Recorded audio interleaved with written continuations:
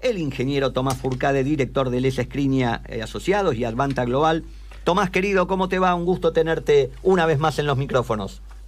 ¿Qué tal, Fernando, Marcelo? ¿Cómo andan? Un placer estar siempre con ustedes y poder interactuar así con la audiencia también. Bien, ahí nos encontramos días atrás, el miércoles, en el cóctel de THB regional. De THB, ya estuvimos empezando a calentar esta nota. Marcelo Gallardo quiere que vaya a todos los partidos, Fourcade, porque fue Fourcade a ver el partido con el hijo, hizo 5 goles River, dice que no faltes más, Gallardo. Bueno, la pasamos, pero también fuimos los que perdimos, así que no pasa nada, estamos igual.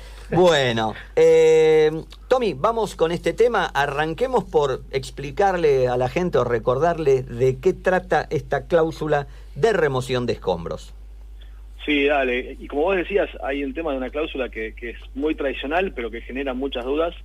Y hoy la idea es decir algunas certezas, pero también dejar muchas preguntas, porque la verdad que hay cosas en las cláusulas que no son claras y que yo creo que lo importante es que los productores y las compañías las empiecen a hablar para clarificarlas y que queden resueltas las dudas antes del siniestro, ¿no? La certeza es que es la cobertura de remoción de escombros y a qué se refiere con escombros y de dónde surge.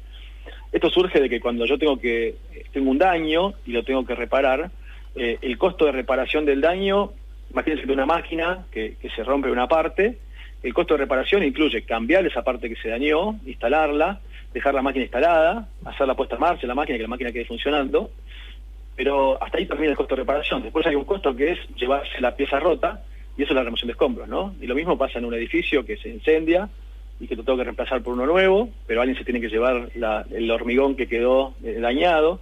Entonces siempre que tengo un daño se acompaña un costo de retiro, y ese costo de retiro no es parte del daño y por eso se tiene que cubrir aparte por una cobertura de remoción de escombros. Entonces de ahí surge y de ahí también se desprende que el escombro es el bien asegurado dañado, no es otra cosa, no es si yo tengo, no sé, barro en la propiedad por una inundación, si tengo agua, si no aseguré el contenido, son solamente los bienes asegurados que están dañados y los tengo que remover. Y ahí dijiste bien, ¿no? Que por un lado tenés edificio, pero también tenés un remoción de escombro contenido.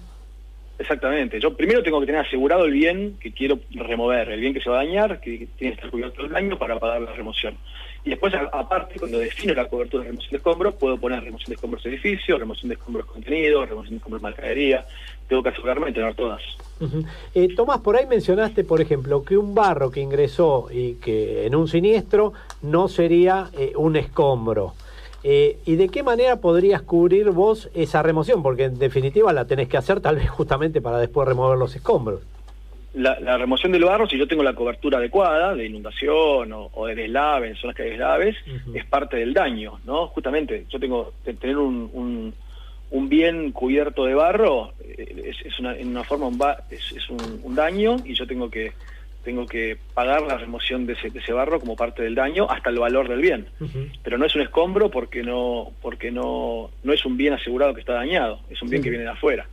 Podría cubrirse también como un gasto de limpieza, ¿no? Pero ahí se distingue lo que es la remoción del escombro y lo que es la limpieza. O sea que si yo eventualmente no tengo cobertura de inundación, bien podría decir, bueno, tomo remoción de escombros con un buen porcentaje o una buena suma y también cubro lo que sería gasto de limpieza o gastos extraordinarios tal vez. No porque siempre la cobertura de remoción o de limpieza es por un riesgo cubierto. Entonces, yo no tengo cubierto de inundación y se llena de agua la planta, eso no es un riesgo cubierto. Sería solamente remoción, si yo aseguro solamente incendio, sería por incendio, o si por vientos, por vientos, pero siempre tiene que ser consecuencia de un daño cubierto. Qué bueno haberlo mencionado porque obviamente nuevamente los nombres de las coberturas nos inducen a los errores, ¿no? De decir, claro, bueno, yo tengo gasto de limpieza y acá hay que limpiar, diría el asegurado. Pero bueno, ahí tiene que ser consecuencia de un riesgo cubierto. Claro. Tomás, ¿vos coincidís con que en lo general la cobertura de remoción de escombros es medio el patito feo en cuanto a que nunca se la toma en cuenta, nunca se le da un porcentaje importante o una suma importante? ¿Será porque las compañías a veces te lo dan sin cargo y te ponen un porcentaje sin cargo y uno dice, bueno, ya está, ya lo tengo? ¿Será por eso? Sí, y en parte porque muchas veces se sorprenden, nos sorprendemos incluso los que tenemos experiencia y vamos viendo todo el tiempo el local lo que es remover escombros, ¿no? Uno sabe lo que vale un edificio de hormigón y lo que cuesta reconstruirlo, pero cuando ves el costo de lo que es un edificio que ya está quemado, que no sirve, demolerlo y llevar todos los escombros, siempre te sorprende. ¿Y por qué? Porque es un trabajo complicado, que tiene temas de seguridad, se te puede venir el edificio encima cuando estás trabajando, entonces hay que contratar grúas, mucho personal, hay que hacerlo con mucho cuidado. Después esos escombros son pesados, hace muchísimos camiones para llevar los escombros. Entonces uno a veces minimiza el costo que va a tener, incluso, como te digo, nos sorprendemos nosotros las compañías cuando de golpe en un incendio te viene el presupuesto de remoción y lo primero que decís es cómo puede ser que cueste 15 millones de pesos llevar los escombros. Y sí, cuesta eso porque es un trabajo muy manual, muchas máquinas, mucho peso. Y obviamente depende de la actividad, ¿no? Si la actividad es más simple, son edificios más livianos, por ahí es menos, pero en edificios pesados o incluso en actividades donde el producto es peligroso y hay que tratarlo con más cuidado todavía, puede ser muy caro. Ahí te iba a preguntar, hablaste al principio de situaciones especiales y en determinado tipo de negocios y fundamentalmente en industria, encontrás muchas veces sustancias que obligatoriamente deben recibir un tratamiento especial para su disposición y entendemos que eso también tiene que ser contemplado en la suma asegurada. Claro, en la suma asegurada y en la cláusula, porque ahí entramos a lo que empezamos diciendo, que es el terreno de deudas, que hay muchas cláusulas que no lo definen muy bien, ¿no? Porque habla de remover escombros. Y una vez que remuevo el escombro, ¿qué hago con el escombro? Claro. Pago para tirarlo a la basura, pago para tratarlo, pago para transportarlo hasta a veces solamente lo puedo llevar hasta un lugar de tratamiento, hasta en otra provincia, 700 kilómetros, eso es parte del costo de remoción, y ahí es donde empiezan las discusiones, y donde yo creo que hay que mejorar las cláusulas y dejar muy claro cuál es el costo incluido en esa disposición final. Obviamente, si tengo una actividad con no sé, que una fábrica que hace insecticidas y sé que va a ser carísimo la disposición final de las latas de insecticida quemadas, porque va a tener un tratamiento muy específico, mejor dejar claro si se incluye o no se incluye ese tratamiento y esa descontaminación desde antes del siniestro y no empezar a discutir el día del siniestro. A ver, hagamos un ejercicio. En lo que serían viviendas particulares, ¿vos cuánto considerás que debería ser un porcentaje lógico que alguien tome para cubrir este riesgo? Ahora empecemos por viviendas particulares, que es lo más sencillo, tal vez. En general, en una vivienda particular, los límites que se dan entre el 5 y 10% suelen ser bastante razonables, porque no estamos hablando de casas, ¿no? No es muy complejo demoler una casa, se demuele con dos personas con un martillo, digamos, con un mazo, y después hay que llevar los costos. Eso, los límites de 5 y 10% son razonables, y no es que haya que después trasladarlos muy con los escombros, ni hay que traer grúas. Entonces 5 y 10% suele ser razonable. Ahora, si es una vivienda, pero es un edificio de 30 pisos, y yo voy a tener que hacer una remoción de escombros en altura, en un piso 29, en un incendio, es donde empiezan a entrar este tipo de cosas, y es, bueno, el 10% no es lo mismo que yo ponga 10% de la suma asegurada que ponga 10% del daño, ¿no? Claro. Porque a lo mejor el 10% de la suma asegurada de todo el edificio me alcanza, pero a veces se limitan como un porcentaje del daño, y a lo mejor el daño es un solo piso, entonces es un piso 20, remover el escombro es más caro que la reparación. Y a nivel locales, comerciales, ¿cuáles son de alguna manera las cosas que hay que tener en cuenta para fijar un límite más holgado? La actividad, cómo está compuesta el equipamiento de ese local, en qué localidad está, si está en una zona accesible o poco accesible, ¿cómo lo evaluarías? A ver, el tema del tipo de mercadería y la complejidad de la descontaminación de la mercadería hay que tener en cuenta, pero obviamente solamente si uno se asegura que la cláusula lo va a cubrir, porque tampoco tiene sentido aumentar la suma asegurada para cubrir el tratamiento de una mercadería peligrosa si no estoy aclarando que la cláusula lo cubre. Y si no es eso, más que nada es por el tipo de construcción, porque lo que hace que sea mucho más caro es una construcción mucho más pesada, de hormigón y más grande, es más cara que una construcción metálica, liviana, que se desmonta y transporta mucho más fácil. Entonces, esos son los parámetros principales. Tomás, ¿has encontrado casos donde en la liquidación se plantea la insuficiencia de la suma asegurada de póliza y qué ocurre ahí con ese asegurado, ¿no? Cuando tenés esta situación. Sí, a veces hay casos donde no se incluye la cobertura de remoción de escombros. Y ahí sí entra esa sorpresa del asegurado de pensar, ¿por qué me descontás esto? Si es parte de mi siniestro. Y es, no, bueno, vos cubrís el daño y la remoción es otra cosa que no se paga.